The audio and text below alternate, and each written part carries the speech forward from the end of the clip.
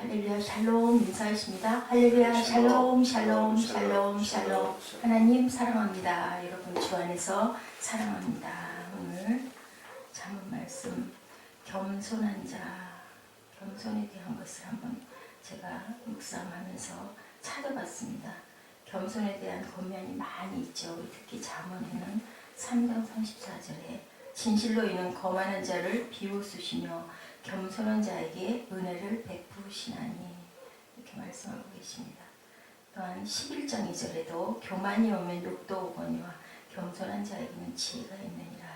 15장 33절입니다. 야훼를 경외하는 것은 지혜의 훈계라. 겸손은 존귀의 앞잡이니라.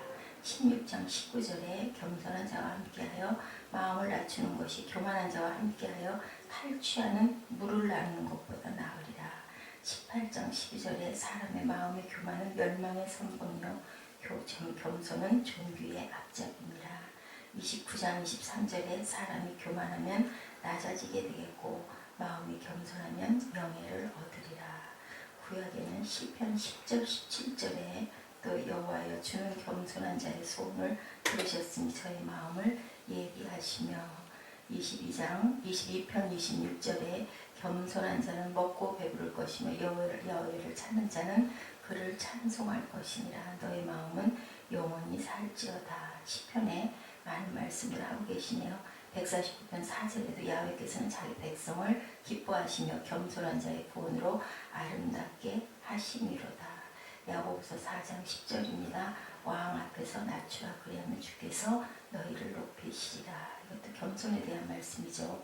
미가서 6장 8절에 사람아 주께서 선한 것이 무엇임을 내게 보이셨나니 야훼께서 내게 구하는 것이 공의를 행하며 인자를 사랑하며 겸손히 내 하나님 동행하는 것이 아니냐라고 이렇게 말씀합니다. 마태복음 11장 28절에는 우리가 너무 잘 아는 수고하고 무거운 짐진 자들아 다 내게로 오라. 내가 너희를 쉬게 하리라. 나는 마음이 온유하고 겸손하니 나의 멍에를 메고 내게 배우라. 누가복음 4장 11절에도 무릇 자기를 높이는 자는 낮아지고 낮추는 자는 높아지리라. 마음을 낮추는 자, 겸손한 자라고 말씀하고 계십니다. 사도 바울도 로마서에서 이렇게 말씀하시죠. 1장에서 11장까지 교리적인 것, 12장이 아닌 윤리적인 것을 다뤘는데 그리스도인의 윤리편에 제일 먼저 하신 말씀이 내게 주신 은혜로 말미암아 너희 중 각 사람에게 말하노니 마땅히 생각을 그 이상의 생각을 품지 말고 겸손한 생각을 품으라. 오직 하나님께서 각 사람에게 나누어 주신 믿음의 분량대로 지혜롭게 생각하라고 말씀하십니다.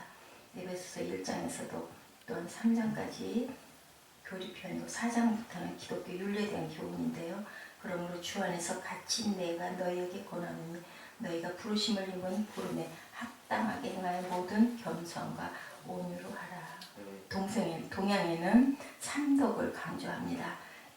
지인용이죠. 지혜롭고 어질고 용감하라.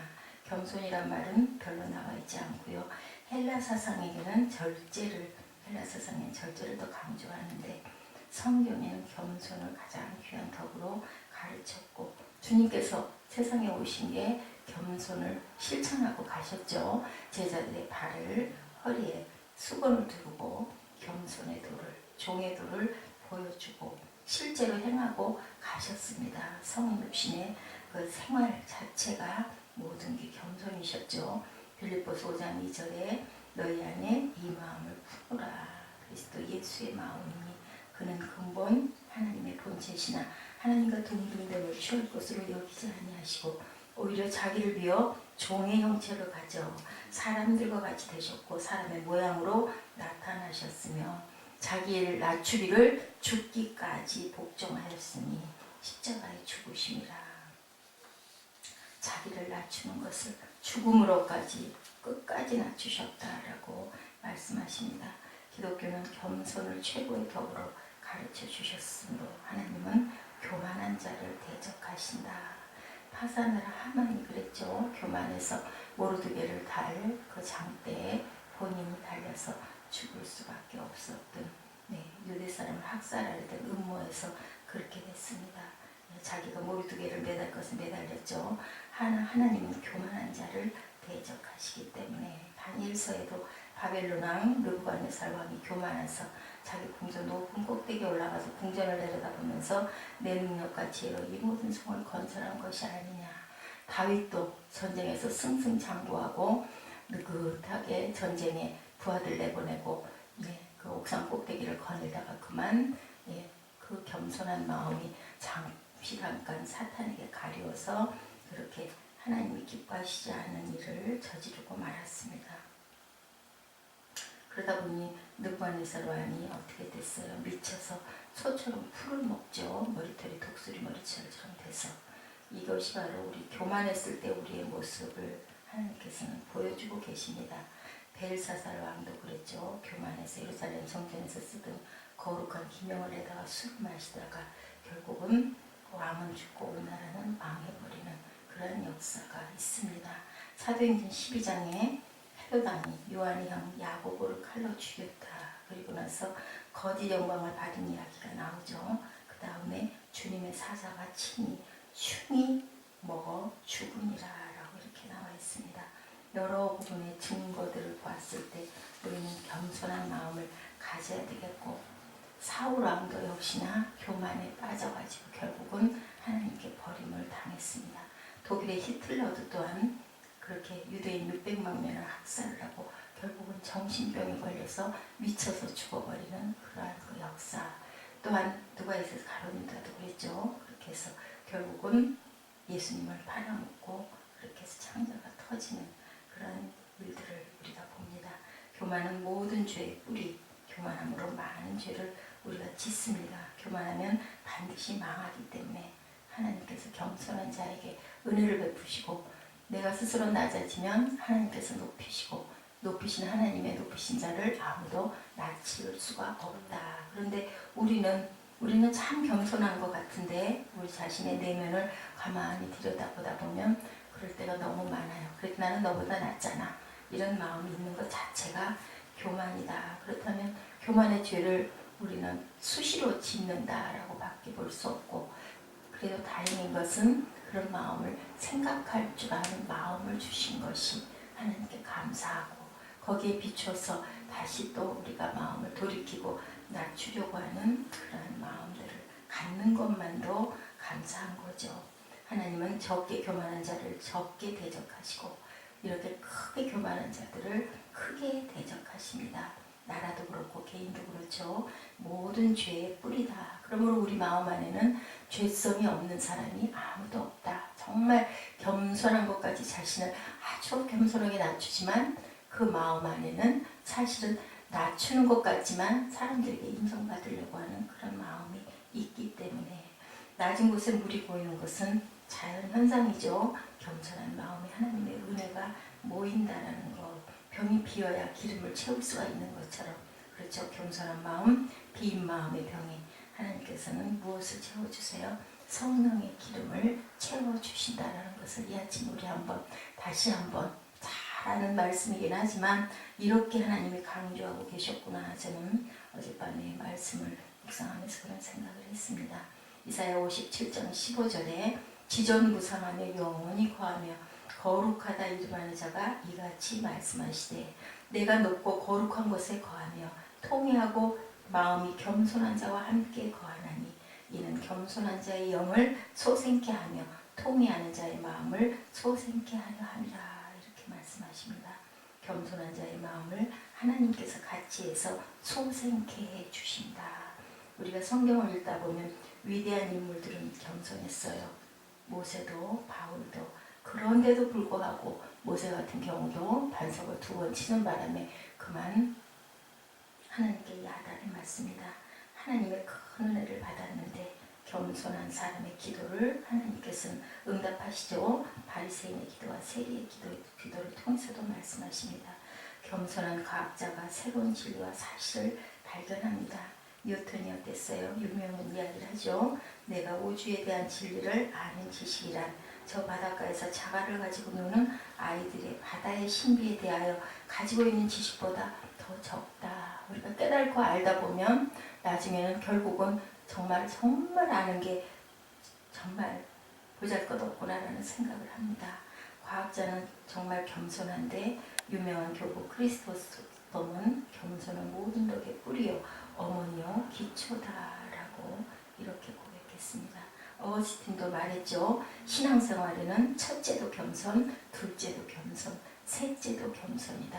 어거스틴인 경우에는 파란만장한 그 인생을 통해서 돌이켜졌던 사람인데도 이렇게 하나님의 진리를 깨닫고 나니까 이렇게 고백합니다. 어떤 나이 많은 신학자가 이렇게 말했답니다. 내가 어렸을 때는 지식이 너무 적어서 성경을 그저 그대로 읽었다. 그러다가 대학과 신학에 가서 철학을 배우고 비교 종교학을 배우고 성경 비판학을 배우게 될 때 지식이 너무 많아져서 성경을 그대로 믿지 못했다. 그러다 지금 와서는 내 지식이 너무 부족하다는 것을 다시 깨닫고 이제는 성경을 그대로 믿는다. 네, 우리 늘 얘기하죠. 벼가 익으면 고개를 숙인다. 대학과 신학에 가서는 이렇게 내가 많은 걸 배우고는 성경을 그대로 못 믿었는데 지식이 조금 쌓이고 나니까 아유 내가 정말 보잘것없다라고 생각을 했다. 단테 신곡에도 이런 말을 합니다. 어떤 사람이 한 번은 연옥에 가서 구경을 하는데요. 한 구석에 가보니 여러 사람의 등에다가 무거운 짐들이 돌이 가득 올려져서 그 사람들 허리를 꺾여져가지고 일어나지를 못하더랍니다. 왜 저렇게 하고 있습니까? 라고 물어봤다 그래요. 그랬더니 안내자가 얘기하더랍니다. 저 사람들은 세상에 살 때 너무 교만해서 허리를 숙인 적이 없어서 연옥을 들어가려면 문이 낮아가지고 거기를 통과하기 위해서 허리에다가 저렇게 돌을 얹어서 허리를 휘게 낮추게 했다. 굉장히 의미 있는 말씀을 이렇게 하고 있습니다. 낙원에 올라가는 분은 낫다라는 거죠. 허리를 굽혀야 들어갈 수가 있다. 네. 너무 교만해서 예수를 믿지 못하는 분들도 있죠. 불행합니다. 겸손한 사람의 특색은 작은 부분부터 생각하고 해봅니다. 겸손한 사람은 자기를 자랑하지 않습니다. 무슨 일을 하고도 자랑을 아니하고 너무 자기 고집대로 하지 아니하고 불평이나 원망을 하지 않고 내가 하나님을 원망하고 있나 사람을 원망하고 있나 원망하지 않으면 내가 겸손한 자이고 그리고 내 고집만 부리고 있어도 나는 겸손한 자가 아니고 내가 뭐를 해놓고 내가 그랬지 하면 그것도 겸손한 자가 아니고 우리 일상에서 너무 자주 일어나는 일이죠. 이게 이렇다고 본다면 우리가 교만하지 않은 자가 없다라는 겁니다. 또한 크게 보면 잘 순종하고 법을 지키고 하나님의 법을 지키고 어디를 가나 내가 먼저 나서서 봉사하고 그저 범사에 감사하는 일 남이 알든 모르든 이런 사람들은 언제나 마음에 화평과 평화가 떠나지 않는다라는 거. 결국은 우리가 겸손한 건 누구를 위해서? 나를 위해서 우리가 이렇게 겸손해야 된다라는 거. 네, 겸손은 모든 덕의 뿌리며 그리고 어머니고 기초다. 내가 부족하는 것을 깨달으면 이제는 모든 성경이 그대로 믿어진다라고 얘기하죠. 우주에 가서 그 우주를 바라보는 모든 과학자들은 창조주를 높이고 찬양할 수밖에 없다라는 이야기를 들었습니다. 남을 대적하고 학살한 사람들은 결국 온전하게 돌아갈 수가 없으니 세상에 사는 것은 정해진 짧은 시간 우리가 겸손하여서 하나님의 칭찬을 받고 그리고 하나님께 상을 받는 충성된 자들이 되시기를 주님의 이름으로 축복합니다. 우리 일어서셔서 고백하는 시간 가지시고 기도하십니다.